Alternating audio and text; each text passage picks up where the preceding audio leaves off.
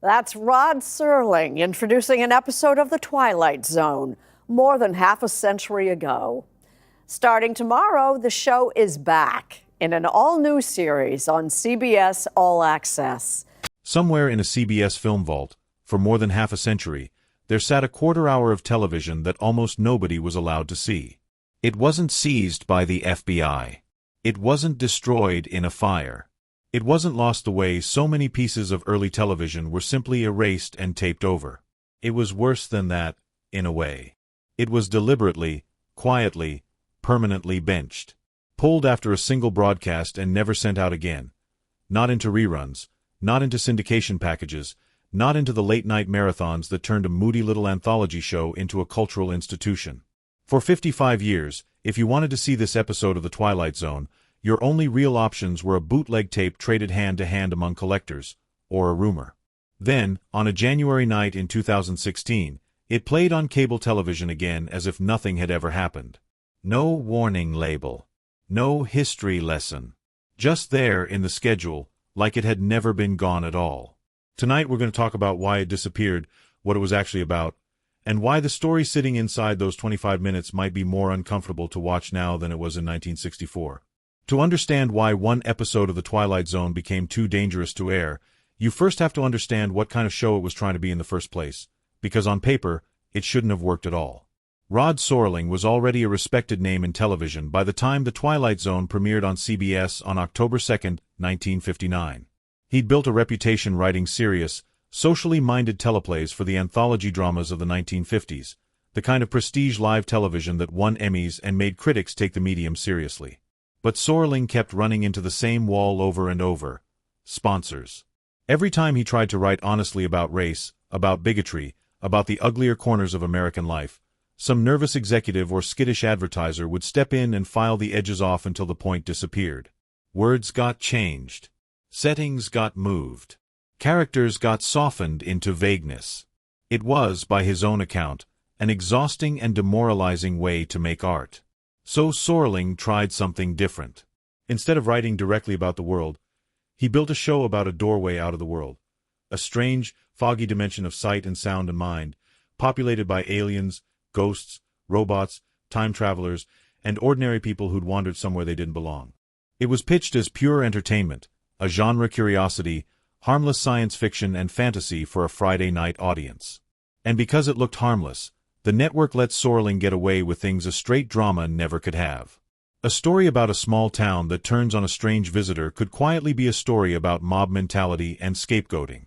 A story about a dictator who controls a nation through fear could quietly be a story about fascism. A story about ordinary suburban neighbors turning on each other during a nuclear scare could quietly be a story about the Cold War paranoia sitting just underneath American life at that exact moment. Because it was set in outer space, or in a fog bank, or in a town that didn't exist on any map, the censors mostly looked the other way. It's worth remembering how strange a show The Twilight Zone actually was for its era. There was no continuing cast, no ongoing plot, no home base to return to week after week. Every episode was a fully self-contained short story, usually with a twist ending, usually with a moral sitting just underneath the surface. And it was held together almost entirely by one voice, Serling's own, dry and unhurried, opening and closing nearly every episode with narration that told you, without quite telling you, that what you just watched mattered. He wrote or rewrote the overwhelming majority of the series' episodes himself across its 5 seasons, and he was famous for treating genre fiction as a kind of Trojan horse, harmless-looking on the outside, loaded with something much heavier on the inside. The America that The Twilight Zone was speaking to was not a relaxed one.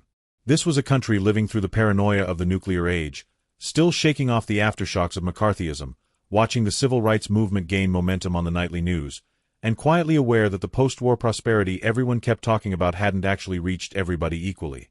Serling, who had served in the Pacific during World War II and carried real trauma from that experience for the rest of his life, wasn't interested in giving audiences an escape from any of that. He was interested in using the escape hatch of science fiction to sneak difficult questions past the people who would otherwise have shut the questions down before they ever reached a television screen. Most weeks, that strategy worked beautifully. The show became a genuine hit, both commercially and critically, and decades later it still held up as one of the sharpest, most morally serious things American television ever produced. But the strategy had a ceiling. There was a difference between wrapping a critique of conformity in an alien invasion story and putting real, specific, still raw American history directly on screen with almost no science fiction disguise at all. And in the show's fifth and final season, Serling's writers walked right up to that line with an episode that didn't hide behind metaphor nearly as much as the show usually did, and the fallout from it would outlast the series itself by decades. The episode was called The Encounter. It aired on May 1, 1964, the 151st episode of the series, tucked into a season that was already struggling with shrinking budgets and a shrinking audience. It wasn't written by Serling himself. The teleplay came from writer Martin M. Goldsmith, and it was directed by Robert Butler, though Serling, as always, appeared on screen to open and close it with his familiar narration. What makes the episode structurally unusual, even by Twilight Zone standards, is how small it is. Almost the entire runtime takes place in a single cramped attic, with only 2 actors carrying the weight of the whole story. No aliens. No time travel. No obvious science fiction premise at all, at least not at first glance. Just 2 men, a hot afternoon, a locked door, and a conversation that keeps getting more dangerous the longer it goes on. The first man is Fenton, played by veteran character actor Neville Brand, a gruff, hard-drinking World War II veteran who fought against Japan in the Pacific. The second is a young Japanese-American man named Arthur Takamori, who shows up at Fenton's door looking for yard work, sent over on a tip from a neighbor. He's played, in one of his earliest television roles, by a young actor named George Takei, a name that would, a few years later, become internationally famous for an entirely different role, as helmsman aboard a certain starship. Fenton invites Arthur up into his attic to talk business over a beer, and what starts as an ordinary, slightly awkward exchange between a homeowner and a job seeker begins, almost imperceptibly, to curdle. The turning point is an object, a samurai sword, sitting among the boxes and junk of Fenton's attic, engraved with Japanese characters. Fenton explains, with visible discomfort, where it came from, a Japanese soldier he killed during the war. At first he frames it as a straightforward combat story, a trophy from a fair fight. As the afternoon wears on and the beer keeps flowing, the story starts to shift. Arthur presses him on the details, and eventually Fenton admits something much darker, that the soldier had already surrendered, already been disarmed, when Fenton killed him anyway. It isn't a war story anymore. It's a confession. Arthur, meanwhile, is unraveling in his own direction. He grows fixated on the sword, insisting there's something in it, an intention, almost a will of its own, inscribed on the blade in words that translate, roughly, to a promise of vengeance. And then Arthur delivers the line that would end up defining the episode's entire 55-year absence from television. He reveals that his birth name isn't Arthur at all, but Taro, and that his father was a Japanese-American man who acted as a spy for Imperial Japan, feeding information that helped enable the attack on Pearl Harbor. From that moment, the room tightens like a trap. Fenton, already unstable, spirals into paranoia, convinced Arthur has come to his house not for garden work but for revenge. Arthur, just as unmoored, seems to drift between shame, rage, and something closer to possession, as if the sword itself is steering him toward violence. When Arthur finally tries to leave, he discovers the attic door is locked.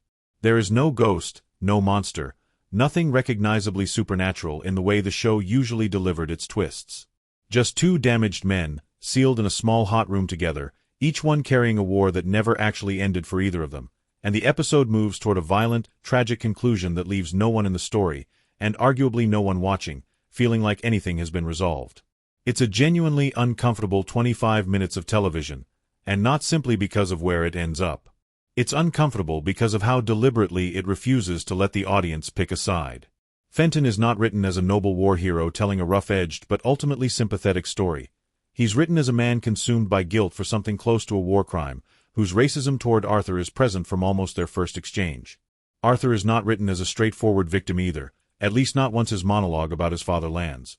The episode hands him a backstory that, if the audience takes it as literal truth, edges disturbingly close to validating the very stereotype that justified some of the worst treatment Japanese Americans endured during the war. The show gives you no clean hero, no clean villain, and no clean answer as to who was more right by the time the door swings open. To understand why CBS pulled The Encounter almost immediately after its single broadcast, you have to understand exactly what kind of nerve it touched, and exactly when it touched it. The episode aired in May 1964.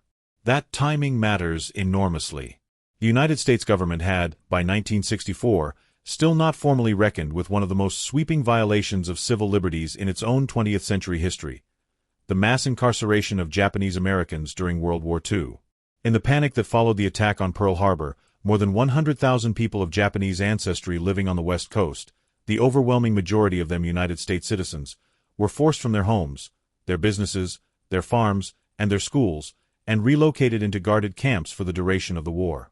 They were never charged with a crime. They were never given a trial. There was, in fact, no credible evidence of any organized disloyalty or espionage among Japanese American communities during the war at all, a fact that later government investigations would confirm outright.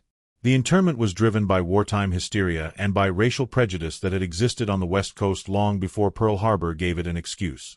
That history had barely begun to be publicly examined by 1964.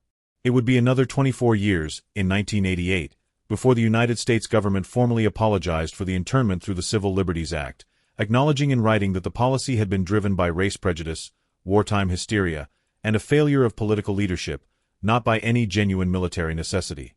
In that context, an episode of primetime network television built around a Japanese-American character calmly confessing that his own father really was a spy for Imperial Japan wasn't a small narrative choice.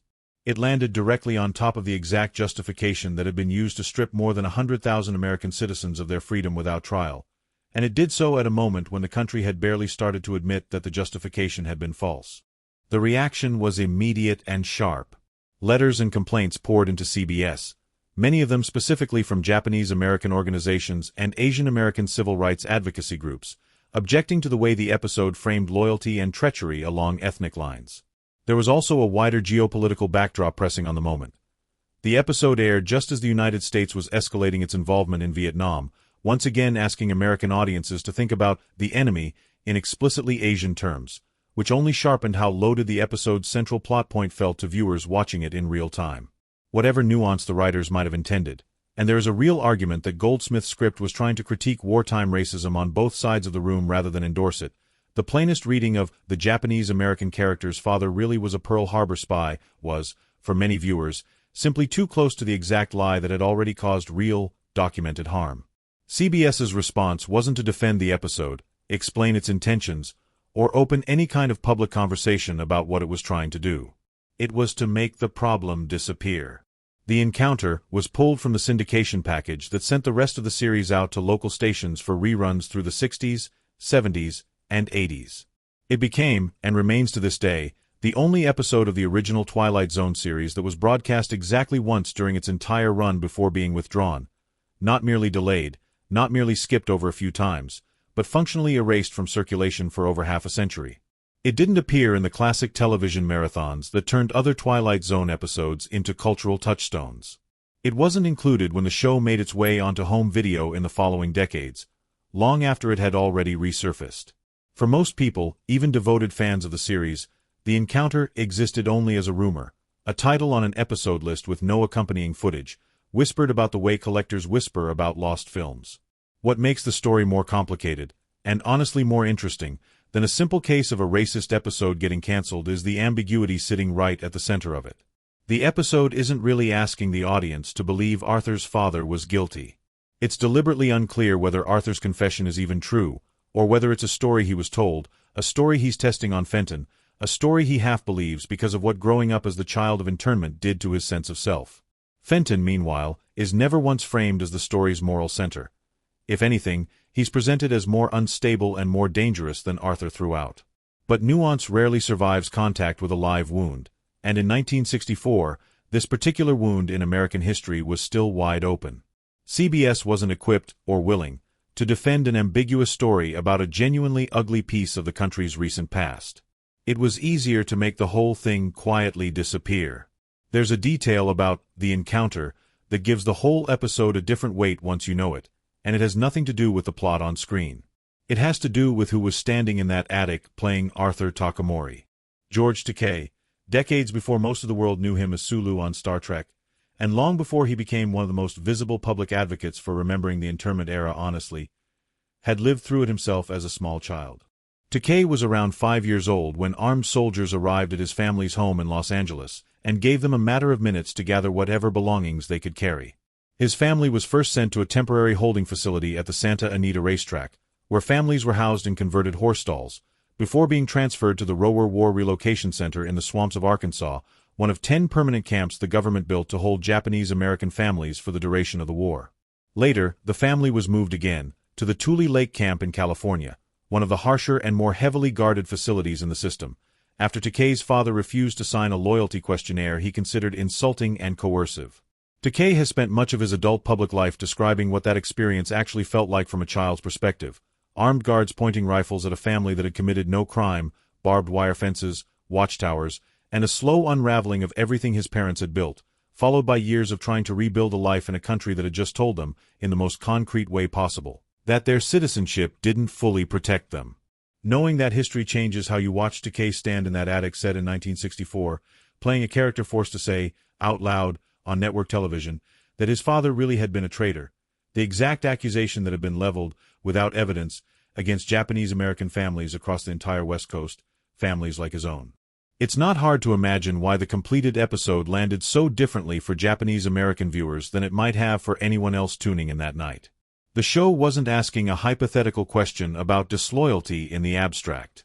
For a real, sizable part of its audience, it was replaying an accusation that had already cost them their homes.